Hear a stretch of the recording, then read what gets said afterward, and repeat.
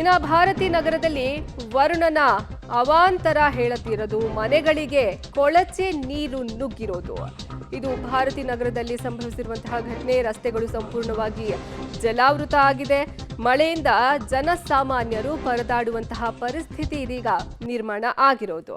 ಬೆಂಗಳೂರಿನ ಭಾರತಿ ನಗರದಲ್ಲಿ ವರುಣನ ಅವಾಂತರದಿಂದ ಮನೆಗಳಿಗೆ ಕೊಳಚೆ ನೀರು ನುಗ್ಗಿ ಅಲ್ಲಿನ ನಿವಾಸಿಗಳು ಪರದಾಟವನ್ನ ನಡೆಸ್ತಾ ಇದ್ದಾರೆ. ಸದ್ಯ ನೀವು ಭಾರತಿ ನಗರದ ದೃಶ್ಯಾವಳಿಗಳನ್ನ ಗಮನಿಸ್ತಾ ಇದ್ದೀರಾ. ಒಂದ್ ಕಡೆ ಮನೆಗಳಿಗೆ ನೀರು ನುಗ್ಗಿದೆ, ರಸ್ತೆ ಮೇಲೆಲ್ಲ ನೀರು ನಿಂತಿದೆ. ಇನ್ನ ಈ ನೀರು ತುಂಬಿದ ರಸ್ತೆ ಮೇಲೇನೆ ವಾಹನ ಸವಾರರು ತೆರಳಬೇಕಾದಂತಹ ಸ್ಥಿತಿಗೆ ತಲುಪಿದ್ದಾರೆ. ಇದು ಭಾರತಿ ನಗರದ ದೃಶ್ಯಾವಳಿಗಳು. ಇನ್ನ ಕೊಳಚೆ ನೀರು ರಸ್ತೆ ಮೇಲೆಲ್ಲ ಇದೆ.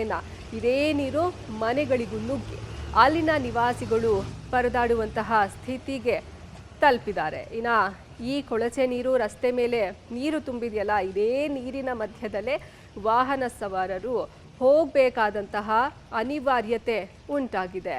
ಇದು ನೀವು ಭಾರತಿ ನಗರದ ದೃಶ್ಯವನ್ನ ನೋಡ್ತಾ ಇದ್ದೀರಾ. ಇದು ಬೆಂಗಳೂರಿನ ಮಳೆ ಅವಾಂತರ.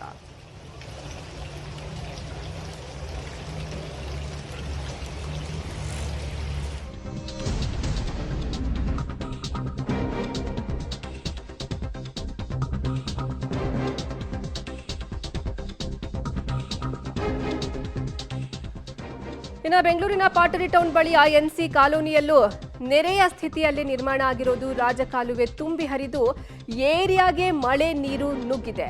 ಎನ್ಸಿ ಕಾಲೋನಿಯ ಬಹುತೇಕ ಮನೆಗಳಿಗೆ ನೀರು ನುಗ್ಗಿ ಅವಾಂತರವೇ ಅಲ್ಲಿ ಸೃಷ್ಟಿಯಾಗಿದೆ. 1-2 ಅಡಿಯಷ್ಟು ಮನೆಯೊಳಗೆ ನೀರು ನಿಂತಿದೆ.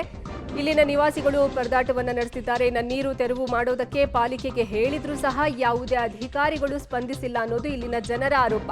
ಪ್ರತಿ ಮಳೆಗೂ ಇಲ್ಲಿ ಮಳೆ ನೀರು ಏರಿಯಾಗೆ ನುಗ್ಗಿ ಜನರು ಪರದಾಡ್ತಿದ್ದಾರೆ. ಬೆಂಗಳೂರಲ್ಲಿ ಪೂರ್ವ ಮುಂಗಾರು ಆರ್ಭಟ ಜೋರಾಗಿದೆ. ಹೀಗಾಗಿ ಹಲವೆಡೆ ಮನೆಗಳಿಗೆ ನೀರು ನುಗ್ಗಿ ಅವಾಂತರವೇ ಸೃಷ್ಟಿಯಾಗ್ತಾ ಇದೆ. ಇನ್ನು ಮಹಾ ಮಳೆಗೆ ಜನರು ತತ್ತರಿಸಿ ಹೋಗಿದ್ದಾರೆ.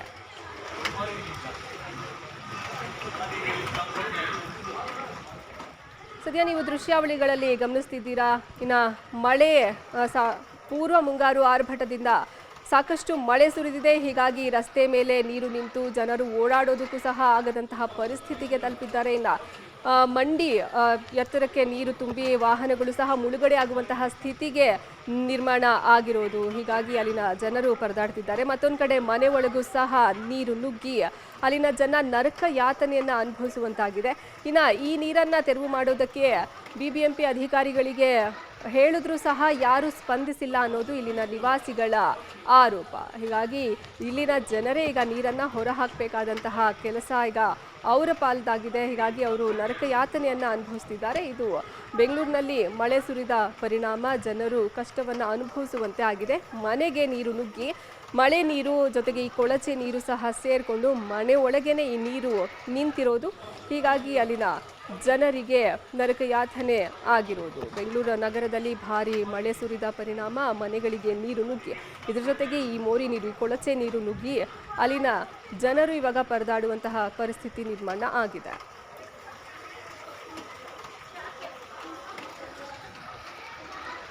ಇನ್ನು ಈ ಬಗ್ಗೆ ಹೆಚ್ಚಿನ ಮಾಹಿತಿ ನೀಡ್ತಾರೆ ನಮ್ಮ ಪ್ರತಿನಿಧಿ ಅರುಣ.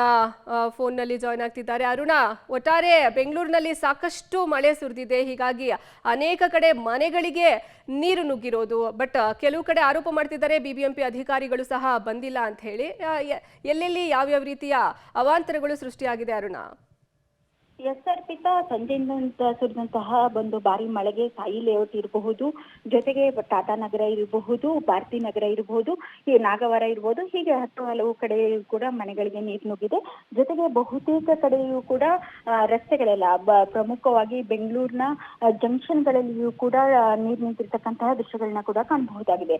ಜೊತೆಗೆ ಕೆಲವೆಡೆ ಟ್ರಾಫಿಕ್ ಜಾಮ್ ಕೂಡ ಆಗಿತ್ತು. ಅದರಲ್ಲೂ ಕೂಡ ಪ್ರಮುಖವಾಗಿ ತಗ್ಗು ಪ್ರದೇಶಗಳಿಗೆ ಮಳೆ ನೀರು ನುಗ್ಗಿದೆ. ಹೆಣ್ಣೂರು ಇರಬಹುದು, ಒಡ್ಡರಪಾಳ್ಯ ಜಂಕ್ಷನ್ ಇರಬಹುದು, ರೈನ್ಬೋ ಲೇಔಟ್, ಒತ್ತುರ್ಕೋಡಿ, ITPL, ಮಹದೇವಪುರದ ಕಡೆಗೆ ಹೆಚ್ಚಿನ ಒಂದು ಮಳೆ ಆಗಿರ್ತಕ್ಕಂತಹ ಒಂದು ಮಾಹಿತಿಯನ್ನ ಈಗಾಗಲೇ ಬಿಬಿಎಂಪಿ ಅಧಿಕಾರಿಗಳು ಕೂಡ ನೀಡ್ತಾ ಇದ್ದಾರೆ. ನೀವು ಹೇಳ್ದಂಗೆ ಕೆಲವೆಡೆ ಇನ್ನೂ ಕೂಡ ಮರಗಳು ಬಿದ್ದಿರ್ತಕ್ಕಂತಹ ಅಂದ್ರೆ ಮರದ ಕೊಂಬೆಗಳನ್ನ ತೆರವು ಮಾಡುವಂತಹ ಕೆಲಸಕ್ಕೆ ಬಿಬಿಎಂಪಿಯ ಸಿಬ್ಬಂದಿಗಳು ಹೋಗ್ತಾ ಇಲ್ಲ. ಜೊತೆಗೆ ಕೆಲವೆಡೆ ಮನೆಗಳಿಗೆ ನೀರು ನುಗ್ಗಿರ್ತಕ್ಕಂತಹ ಒಂದು ಸಂದರ್ಭದಲ್ಲಿ ಬಿಬಿಎಂಪಿಯ ಸಿಬ್ಬಂದಿಗಳು ಹೋಗ್ಬಿಟ್ಟು ಮನೆಯಲ್ಲಿ ತುಂಬಿರ್ತಕ್ಕಂಥ ನೀರನ್ನ ತೆರವುಗೊಳಿಸಬೇಕಿತ್ತು. ಕೆಲವೆಡೆ ಹೋಗಿದ್ದಾರೆ, ಕೆಲವೆಡೆ ಹೋಗಿಲ್ಲ. ಈ ನಿಟ್ಟಿನಲ್ಲಿ ಬಿಬಿಎಂಪಿಯ ಕಂಟ್ರೋಲ್ ರೂಮ್ ನಲ್ಲಿಯೂ ಕೂಡ ಬಿಬಿಎಂಪಿ ಕಮಿಷನರ್ ಇರಬಹುದು, ಜೊತೆಗೆ ಅಧಿಕಾರಿಗಳು ಕೂಡ ಕಾರ್ಯಪ್ರವೃತ್ತರಾಗಿದ್ದಾರೆ. ಇದುವರೆಗೂ ಕೂಡ ಬೆಂಗಳೂರಿನಲ್ಲಿ ಸುರಿದಂತಹ ಮಳೆಗೆ ಒಟ್ಟು 8 ಮರಗಳು ಕೂಡ ಬಿದ್ದಿದ್ದಾವೆ.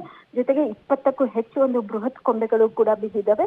ಇದನ್ನ ತೆರವುಗೊಳಿಸುವಂತಹ ನಿಟ್ಟಿನಲ್ಲಿ ಈಗಾಗಲೇ ಬಿಬಿಎಂಪಿ ಅಧಿಕಾರಿಗಳು ಕೂಡ ಮುಂದಾಗಿದ್ದಾರೆ. 4 ಮರಗಳನ್ನ ತೆರವುಗೊಳಿಸಿದ್ದಾರೆ, 10 ಕೊಂಬೆಗಳನ್ನ ಕೂಡ ತೆರವುಗೊಳಿಸಿದ್ದಾರೆ. ಇನ್ನು ಕೂಡ ಇದರ ಒಂದು ಅವಾಂತರದಿಂದಾಗಿ ಬಿಬಿಎಂಪಿ ಅಧಿಕಾರಿಗಳು ಕೂಡ ತೆರವುಗೊಳಿಸುವಂತಹ ಕೆಲಸಕ್ಕೆ ಕಾರ್ಯಪ್ರವೃತ್ತರಾಗಬೇಕಾಗಿದೆ. ಅರ್ಪಿತಾ, ಧನ್ಯವಾದ ಅರುಣ ನಿಮ್ಮೆಲ್ಲ ಮಾಹಿತಿಗಾಗಿ.